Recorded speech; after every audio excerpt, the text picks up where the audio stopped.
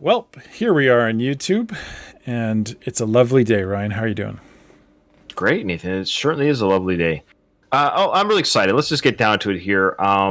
First off, I just want to say I'm very honored to do this review because this is my nephew. He's in this band, and he plays the bass. Ethan, for those who are seeing this on YouTube, he's the fellow sitting right in the middle there, the star of the band. He's the leader. He's the best member of the band. There's nobody better. All these other chumps around him. No. Anyways, all joking aside, I'm really excited for these guys. They're young kids. I mean, they're kids to me. I mean, he's my nephew. He's always going to be a kid to me. But I'm so proud of Ethan. He's been playing bass for years, and he's just, always loved music. In fact, he's a huge King Gizzard fan, by the way. Huge. In fact, he tried to get his old Uncle Ryan listening to King Gizzard, and it took us starting our YouTube channel and getting money from people before we started listening to them. But we're doing this, of course, free of charge because he's my nephew. And I want to tell him thank you for being patient as Nathan was away doing work projects. So we finally got together. We're going to listen to this finally. So I didn't want to listen to it without listening to it with you and giving an honest reaction. Or, yeah, I'm sure it's going to suck, but we'll like it anyways. I'm very curious to hear how it sounds and how this whole thing sounds. It's awesome. It's on iTunes. It's got lyrics even, so that's cool. And maybe Ethan, you can tell me the comments. Do you guys provide the lyrics? How are the lyrics? Because they're an indie band, so their classification according to iTunes is indie pop. Indie pop. Oh, indie okay. pop. And so again, Ethan, tell me the comments or anyone in the band that's listening to this, because I'm sure Ethan. Hey, go check it out. Who decides what genre it is for the iTunes release? And by us listening to this right now, do you get like a penny or two? So anyone that's listening to this, go support Bookclub, check them out, download their stuff on iTunes, whatever it is, give it a couple spins. I'm really excited. So let's just this is the latest single from that album. It's a 7-track album. The song is called Reassurance from the self-debut album Bookclub. Okay, here we go. I was bored last night when I called you. Well, it tapped into the 80s sound there. Yeah. That doesn't mean I didn't want to talk. Scared of my hometown, but it's all good. I can't pass the time sinking in my thoughts. Remember walking up duty. Thank heaven lights me up when I get down. The gas station seems so far away, but I guess everything does when nothing's around. Good lyrics.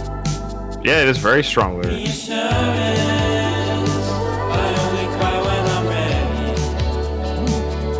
Wasn't anticipating that.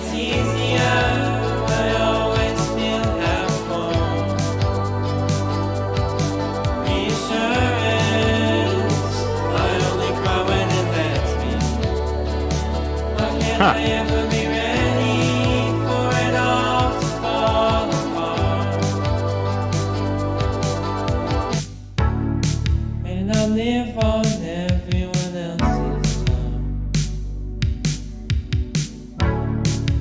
It's easier to feel content when I start to feel like something's done. I do anything I can to push it away. 'Cause it's harder to live in your own head, and distraction is what feels right. I'd rather be free to my thoughts instead, but I'm surrounded by my doubts despite reassurance. I only cry when I need to. It's getting harder to feel good about any decision I make. Reassurance, I'll never really be happy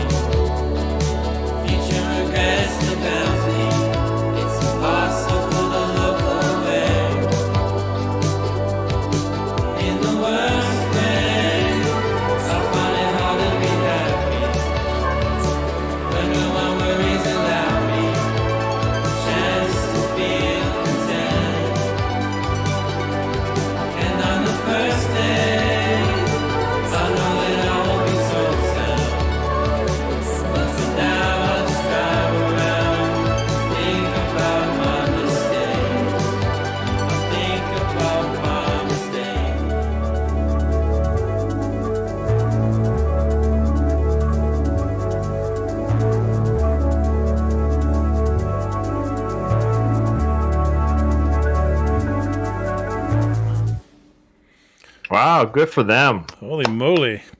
Just little kids. They're just little kids. Well, actually, you start. Yeah, Okay. You're the non-family member, so I'll let you start. Sure. That was not what I was expecting. I guess maybe I should have looked like that sound goes with their picture now that I've seen Right, this it picture. does, yeah.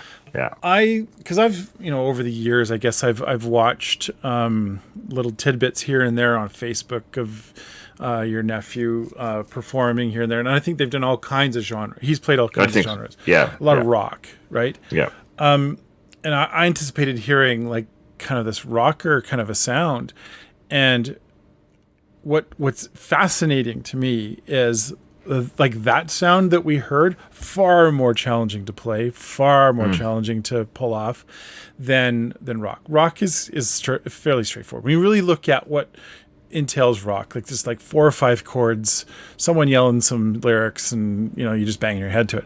That song had a lot more going on than just a few chords, right? There's like harmonies, they're singing harmonies, they're like they got some keyboards and stuff going on in the background, and it's a complex song despite it sounding very simple. It's got a lot of complexity to it. So yeah, my hat goes off to them. That's impressive that they were able to do that. Yeah, I'm actually on the horn right now with my nephew, telling him that we're doing this right now.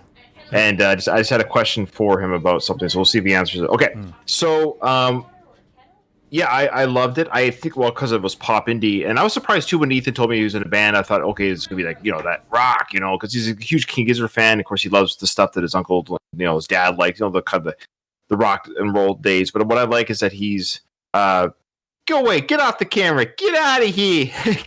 Get out of here. I love that. I know my kids come in all the time. Go on now, scram. Daddy's got to get paid here. So I just asked, there's a female on the cover. So there's a female on the cover album. So I asked, is she the one singing on the album? Like, is she a band member? What happens? And this is what he had to say. So I hope he doesn't mind this. He goes, her name's Ronnie, and she's on the album cover. It's a friend of the band and lived with the band for about a year. She takes photos of us, helps us with the music videos. She doesn't play in the band, but she's on the album cover because she's lived in the house with us while we were writing the EP, and we wanted to capture that moment in time on the cover. So she's like that surrogate kind of member. I kind of like that. So she doesn't even sing or play on the album. She's just a friend of the band that was there during the time of the album being made. So I think that's really cool. Yeah. So unfortunately, it was an ex-bandmate Avery, who sang on that song. So, she was beautiful, great vocals. I don't know what the reasons why, who knows, maybe it was amicable departure. It happens all the time, especially in young bands, because you think about any young band, like think of any band that you like today, you go to Wikipedia, think of a popular band, you go see like the former members. Someone's like, so-and-so played bass back in the day, but they had to leave the band because of, they had to pay the bills for their whatever. They didn't know they're going to become, anyways. Yeah, lots of reasons. My thoughts on the song. I loved it. 80s is back, baby, and it's the first thing we heard. I think it's because of Stranger Things in many ways. It's certainly back in our culture, the sound, the aesthetics. I love that drum sound, the 80s drum sound. The keyboard work was amazing, where it filled in not the gaps, but where it made it more fuller.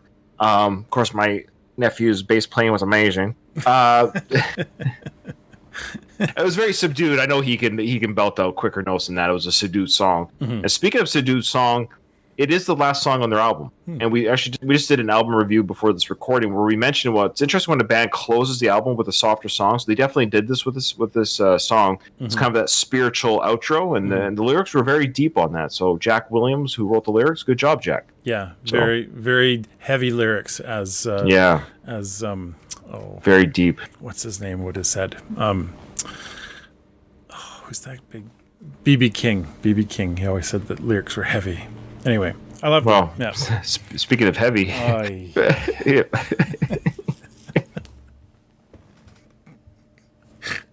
he was no. Rest in peace, B.B. King. It's been great. We're gonna stop talking here. This is great. Yeah, we'll see you on the next one. But, okay, it's okay.